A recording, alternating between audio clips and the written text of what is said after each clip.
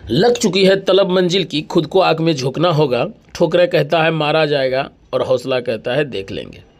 YouTube के channel में आपका स्वागत है।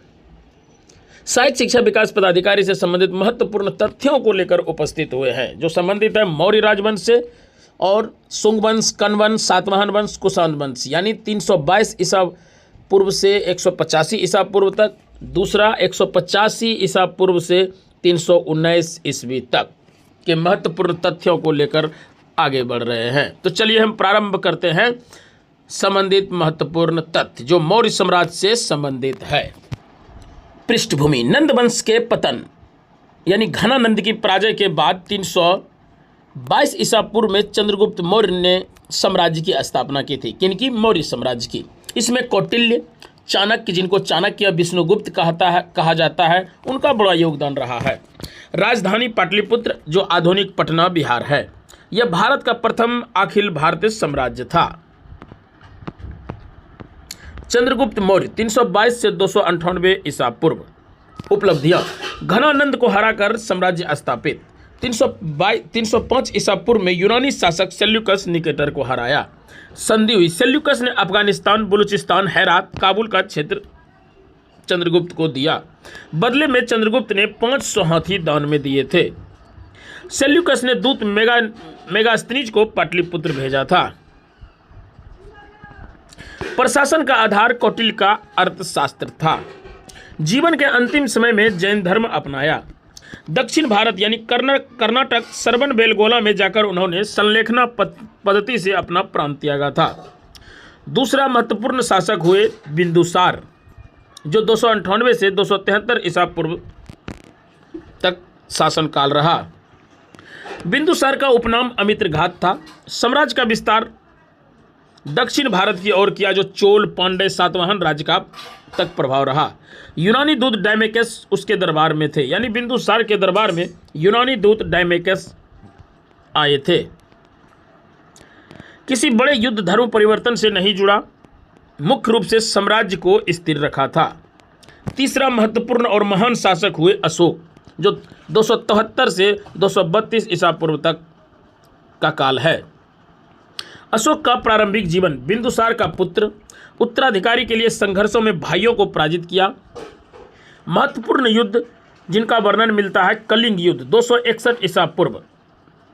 कलिंग उड़ीसा को जीतने के लिए युद्ध हुआ था। लगभग 1 लाख लोग मारे गए, 1.5 लाख कैदी बनाए गए। इस युद्ध में अशोक अत्यंत व्यथित हुआ। परिणाम: अशोक ने बौद्ध धर्म अपनाया और दंभ नीति को लागू किया। प्रशासन: दंभ की नीति, अहिंसा, करुणा, सहिष्णुता, सत्य, प्रजा का कल्याण। दंभ नीति: बौद्ध धर्म को बढ़ावा दिया, लेकिन अन्य धर्मों के प्रति भी सहिष्णु रहा। दंभ महापात्र की नियुक्ति की। धर्म प्रचार और प्रजा के कल्याण हेतु, यानी धर्म प्रचार और प्रजा के कल्याण हेतु धम्म महामात्र की नियुक्ति की थी। शिलालेख व स्तंभ लेख के माध्यम से उन्होंने कई संदेश दिए। कुल 33 अभिलेख हुए। भाषाएं: प्राकृतिक में लिपि ब्राह्मणी लिपि और खरोष्टी लिपि, यानी प्राकृतिक भाषा था, लिपि ब्राह्मी थी और खरोष्टी थी। उत्तर पश्चिम में खरोष्टी। यूनानी एवं अरमाइक अफगानिस्तान में। विदेश नीति: श्रीलंका में बौद्ध धर्म के प्रचार के लिए पुत्र महेंद्र और पुत्री संघमित्रा को भेजा। दक्षिण पूर्व एशिया, म्यांमार, अफगानिस्तान, पश्चिम एशिया तक बौद्ध धर्म का प्रचार हुआ। कला संस्कृति: सारनाथ का सिंह स्तंभ अब भारत का राष्ट्रीय प्रतीक है। बराबर पहाड़ की गुफाएं आजीविकाओं को दान में दी थी। सांची का स्तूप। मृत्यु: 232 ईसा पूर्व में अशोक की मृत्यु हुई थी। उत्तराधिकारी शासक हुए दशरथ मौर्य हुए। 232 से 224 ईसा पूर्व तक अशोक का पुत्र था, यानी पोता था। नागा अर्जुन कोंड आंध्र प्रदेश में बौद्ध गुफाओं का निर्माण कराया। अगले उत्तराधिकारी शासक हुए संप्रति 224 से 215 ईसा पूर्व। जैन धर्म के अनुयायी हुए। जैन धर्म के प्रचार में योगदान दिया। शालीशुक, देवबर्मन, सतबंधन, वृद्धरथ कई उत्तराधिकारी शासक हुए, परंतु कमजोर शासक हुए। धीरे धीरे साम्राज्य बिखरने लगा। 185 ईसा पूर्व में अंतिम शासक वृद्धरथ मौर्य की हत्या उसके सेनापति पुष्यमित्र शुंग ने की। परिणाम शुंग वंश की स्थापना और मौर्य साम्राज्य का अंत हो गया। प्रशासनिक व्यवस्था में सर्वप्रथम देखते हैं केंद्रीय प्रशासन। राजा सर्वोच्च शासक हुआ करता था। मंत्री परिषद नीति निर्धारण हुआ करता था। महामात्र यानी अमात्य, विभिन्न विभागों के अधिकारी महामात्र या अमात्य होते थे। कौटिल्य के अर्थशास्त्र में 18 तंत्र और कई विभागों का उल्लेख है। प्रांतीय शासन, साम्राज्य को प्रांतों में बांटा गया। प्रत्येक प्रांत का शासक राजकुमार या महामात्र करता था। तीसरा, नगर प्रशासन। पाटलिपुत्र का 6 समितियों द्वारा पाटलिपुत्र का प्रशासन 6 समितियों द्वारा किया जाता था। एक समिति में 5 सदस्य होते थे, अर्थात पाटलिपुत्र प्रशासन के लिए 30 सदस्यों का चयन किया गया था मेगास्थनीज के अनुसार।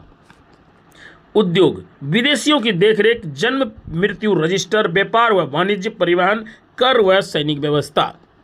उद्योग के लिए विदेशियों की देखरेख में होता था, जन्म मृत्यु रजिस्टर बनाया गया था, व्यापार एवं वाणिज्य का व्यवस्था था, परिवहन की व्यवस्था थी, कर व सैनिक व्यवस्था भी था। सेना, विशाल सेना थी। 6 लाख पैदल सेना, 30,000 घुड़सवार सेना, 9,000 हाथी, 8,000 रथ सैनिक थे। यह विश्व की सबसे बड़ी सेनाओं में एक थी। मौर्य वंश की अर्थव्यवस्था, मुख्य कर भूमि कर का 1/6 हिस्सा था। अन्य कर में शिल्प कर, व्यापार कर और पशु कर था। सिंचाई व्यवस्था का विकास था। विदेशों से व्यापार, यूनान, मिस्र व मध्य एशिया से भी व्यापार होता था। धातु शिल्प, वस्तु उद्योग, हथियार निर्माण बहुत ही उन्नत थे। मौर्य वंश में समाज और धर्म की क्या स्थिति थी? समाज वर्ण आधारित था। स्त्री की स्थिति अपेक्षाकृत कमजोर थी। धर्म से संबंधित, चंद्रगुप्त जैन धर्म से संबंधित थे। अशोक बौद्ध धर्म से संबंधित थे। जैन बौद्ध धर्म के समर्थक हुए। और भी बहुत कई शासक जो जैन और बौद्ध धर्म के समर्थक हुए। आजीविका और ब्राह्मण धर्म को भी संरक्षण मिला था। मौर्य वंश के कला व संस्कृति, अशोक स्तंभ का कला मौर्य कला का उत्कर्षक। सारनाथ का सिंह स्तंभ राष्ट्र प्रतीक। बराबर की गुफाएं आजीविकाओं के लिए। सांची और भरहुत स्तूप, यक्ष यक्षिणी की मूर्तियां भी महत्वपूर्ण थीं। मौर्य साम्राज्य के पतन के क्या कारण थे? अशोक के बाद शासकों की कमजोरी। विशाल साम्राज्य का नियंत्रण कठिन था। प्रशासनिक में भ्रष्टाचार अत्यधिक हो गया। सेना का बोझ और आर्थिक संकट को सह नहीं पाया। क्षेत्रीय शक्तियों का भी उदय हुआ। अंतिम शासक वृद्धरथ की भी हत्या हो गई। निष्कर्ष, मौर्य साम्राज्य का पहला केंद्रीकृत और अखिल भारतीय साम्राज्य था। यानी मौर्य साम्राज्य भारत का पहला केंद्रीकृत और अखिल भारतीय साम्राज्य था। चंद्रगुप्त ने इसकी नींव रखी। अशोक ने इसे चरम पर पहुंचाया। बौद्ध धर्म और मौर्य कला का विश्व पर गहरा प्रभाव पड़ा। 185 ईसा पूर्व में इसका अंत हुआ, लेकिन इसकी छाप आज भी भारतीय इतिहास में अमर है। 185 ईसा पूर्व से 319 ईस्वी तक मौर्योत्तर काल से गुप्त काल तक की कहानी, जिसमें हम शुंग वंश, कर्ण वंश, सातवाहन वंश, कुषाण वंश और पार्सियन कई तरह के काल को वंश को देखेंगे। शुंग वंश 185 से 73 ईसा पूर्व तक। संस्थापक पुष्यमित्र शुंग 185 ईसा पूर्व में। मौर्य सेनापति जिसने अंतिम मौर्य शासक वृद्धरथ की हत्या की। राजधानी पाटलिपुत्र और इनका क्षेत्र था मध्य भारत। पुष्यमित्र शुंग ने ब्राह्मण धर्म यानी वैदिक परंपरा को संरक्षण दिया। पाटलिपुत्र की रक्षा हेतु अश्वमेध यज्ञ किए। साहित्य में पंतजल महाभाष्य यानी पतंजलि द्वारा इसी काल में एक टीका लिखा गया था महाभाष्य पर। कला, सांची स्तूप का विस्तार। अंतिम शासक देवभूति हुई, जिनकी हत्या उसके मंत्री वासुदेव कर्ण ने की थी। कर्ण वंश 73 से 28 ईसा पूर्व तक कर्ण वंश का शासन काल रहा। संस्थापक वासुदेव कर्ण, राजधानी पाटलिपुत्र। कर्ण वंश कमजोर था। अंततः आंध्र प्रदेश सातवाहन शासकों ने इसे समाप्त किया। अगला है सातवाहन वंश, जो आंध्र वंश कहलाता है। 230 ईसा पूर्व से 220 ईस्वी। दक्षिण भारत का सबसे बड़ा साम्राज्य सातवाहन वंश का था। संस्थापक सिमुक थे। प्रमुख शासक गौतमी पुत्र सतकर्णी 78 से 102 ईस्वी तक शकों को हराया था। साक्री उपाधि धारण की थी। नासिक प्रशस्ति में वर्णन है। अन्य शासक हुए यज्ञश्री सतकर्णी। धर्म ब्राह्मण धर्म और बौद्ध धर्म दोनों के संरक्षण थे। कला अमरावती, नासिक, करली, अजंता की गुफाएं, बौद्ध स्तूप का भी निर्माण इन्होंने कराया था। अर्थव्यवस्था रोमन साम्राज्य से व्यापार होता था सातवाहन वंश का। हिंद, इंद्र, यूनानी, इंडो ग्रीक यानी दूसरी सदी ईसा पूर्व से प्रथम सदी ईस्वी तक। सिकंदर के उत्तराधिकारी से जुड़े शासक जो उत्तर पश्चिम में भारत आए। प्रमुख शासक मिनांडर हुए। 165 ईसा पूर्व में बौद्ध धर्म को अपनाया। मिलिंद पंदो ग्रंथ में नागसेन के साथ उसका संवाद वर्णित है। मिलिंद पंदो ग्रंथ में नागसेन के साथ मिनांडर का संवाद उत्तीर्ण है। उपलब्धि सिक्का शास्त्र या नाकक शास्त्र में योगदान। शक प्रथम सदी से चौथी सदी तक मध्य एशिया से आए थे। शक कहाँ से आए थे? शक मध्य एशिया से आए थे। शासक माउस फिर अजेस हुए।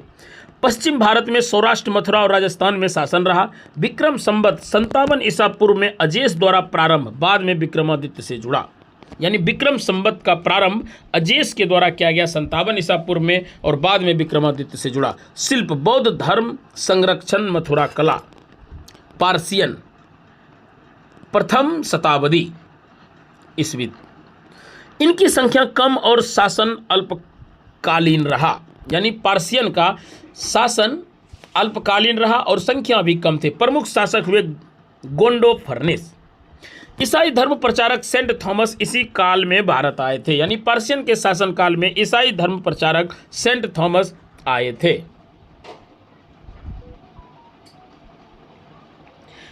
कुषाण साम्राज्य प्रथम सदी से तृतीय सदी तक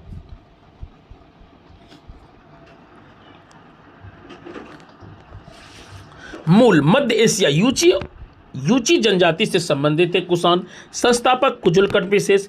प्रमुख शासक कनिष्क 78 ईस्वी में। राजधानी इन्होंने अपने आप पुरुषपुर यानी पेशावर को बनाया। यानी कुषाण वंश का राजधानी पुरुषपुर पेशावर।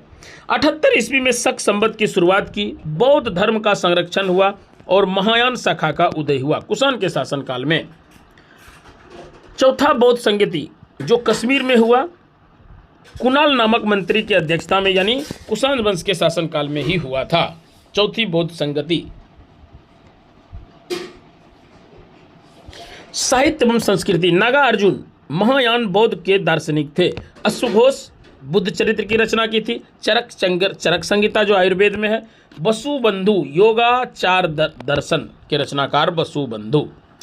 कला गंधार कला जो ग्रीक एवं भारतीय कला का मिश्रण है और मथुरा कला का उत्कर्ष हुआ कुषाण के शासनकाल में।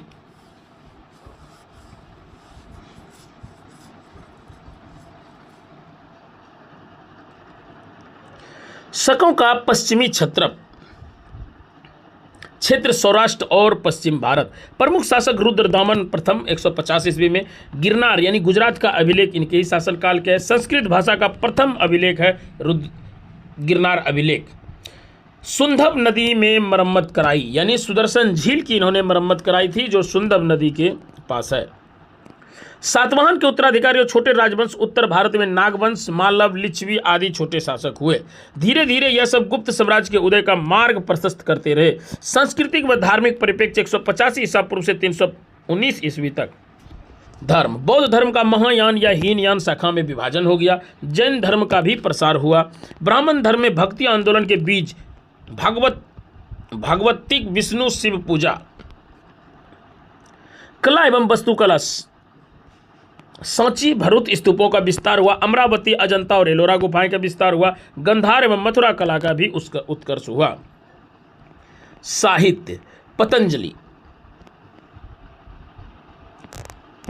पतंजलि पर एक टीका लिखा गया जो महाभाष्य का लाया। अश्वघोष के रचनाकार बुद्ध चरित्र के रचनाकार अश्वघोष हुए। नागा अर्जुन वसुबंध यानी बौद्ध दर्शन से संबंधित है। चरक चरक संहिता। निष्कर्ष, मौर्य साम्राज्य के पतन के बाद भारत में राजनीतिक विखंडन हुआ। इस काल में भारत पर कई विदेशी आक्रमण हुए। इंडो ग्रीक, शक, पार्सियन और कुषाण। दक्षिण में सातवाहन सबसे शक्तिशाली शासक रहे। धर्म और संस्कृति में बौद्ध धर्म का महायान रूप, गांधार व मथुरा कला का विकास और भक्ति आंदोलन की नींव इसी काल में हुआ था। अंततः तीसरी शताब्दी के बाद गुप्त साम्राज्य यानी 319 ईस्वी में पुनर्राजनीतिक एकीकरण हुआ था। यानी 319 से गुप्त साम्राज्य का उदय हुआ है। YouTube के चैनल युवान सरकार को यहीं हम समाप्त करते हैं। मिलते हैं अगले और महत्वपूर्ण तथ्यों के साथ। टाइमलाइन के अनुसार यह क्लास चल रहा है, आपके बीच लेकर उपस्थित हो रहे हैं। जब टाइमलाइन के अनुसार इनको पूरा कर लिया जाएगा तो आपको प्रत्येक क्लास का पुनः टाइमलाइन के अनुसार PYQ को लेकर उपस्थित होंगे और प्रत्येक विषय का।